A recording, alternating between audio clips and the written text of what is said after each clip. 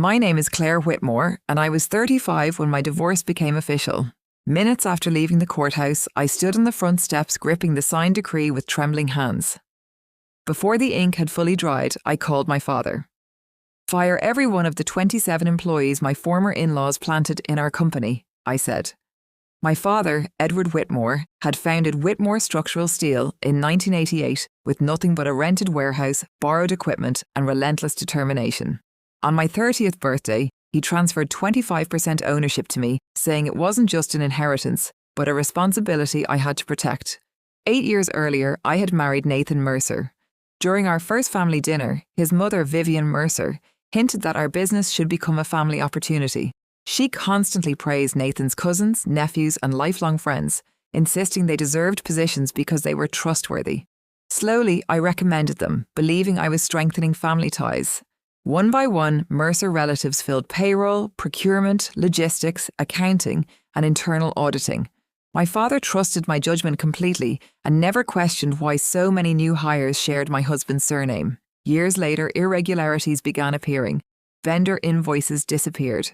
Contracts shifted to unfamiliar companies. Purchasing approvals bypassed standard procedures through Nathan's cousin Derek, who controlled procurement. Another relative, Landon, redirected shipments to an off-site warehouse that officially didn't exist. When I cautiously questioned Nathan, he dismissed my concerns with a smile, saying I was imagining problems. Months later, when I raised the issue again, his patience disappeared. He accused me of distrusting his family and being ungrateful for everything they had contributed. Instead of arguing, I secretly hired a forensic accountant. We met in a quiet cafe nearly an hour from home, paying in cash and leaving separately every visit. For 11 months, she followed every hidden transaction without anyone suspecting. The investigation uncovered everything I had feared. 27 employees, all connected through blood or marriage to Vivian Mercer, had quietly taken control of nearly every critical department inside Whitmore Structural Steel. Together, they had drained almost $4 million over 6 years through inflated invoices, fake consulting agreements, and a shell logistics company that billed us for warehouse space that was nothing more than an empty lot Vivian secretly owned. I never confronted Nathan. Instead, I filed for divorce, citing irreconcilable differences. The accountant's report remained locked in my attorney's office until the divorce decree became final. Only then did I feel completely free to act. Standing outside the courthouse in my grey blazer, I called my father and explained everything. In less than 5 minutes, I summarised 6 years of deception, the shell company, the fake invoices, and the network of relatives embedded throughout the business. He listened without interrupting. Finally, he spoke. "Send me the report." Within 20 minutes, Human Resources received the complete list. By the end of the afternoon, security escorted all 27 employees from the building. That evening, while unpacking boxes in the small rental home where I had moved after separating from Nathan, someone pounded violently on my front door. It was Vivian. Her face burned with anger as she demanded I reverse every termination immediately. She claimed her family had built half the company and accused me of destroying 27 households out of pure revenge. For the first time in 8 years, I felt perfectly calm. "No," I said. "Your family wasn't building this company. They were stealing from it." When I mentioned the forensic report, her expression changed. The confidence disappeared for a brief moment. She realised I wasn't making accusations without proof, and the conversation shifted from furious demands to desperate bargaining almost instantly. Vivian abandoned her threats and suddenly pleaded for peace. She insisted Nathan still loved me and claimed everything could be repaired if I withdrew the terminations and reconsidered the divorce.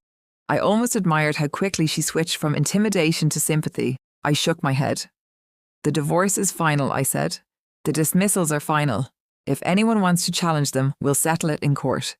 The forensic report will become public." Her expression hardened. She promised lawsuits, influential friends, and endless legal battles. I quietly closed the door.